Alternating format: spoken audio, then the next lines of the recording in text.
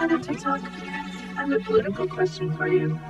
Now, why is it that there have been no charges until now of treason against Trump? It's all, BeatStars.com. Does anybody else remember the mountain of the avalanche of iniquity that just terrorized us for the past 4 years? Anyway, so just ditch this and if you know why not? And what can we do to make sure that this arsenal and this entourage mediates our criminals, mafia gangster, neo-Nazi terrorists? BeatStars.com. Our brought to justice. What can we do? Stitch, do it. This float up, and let's get this discussion going. And please follow me on YouTube and Instagram so I can go live on there.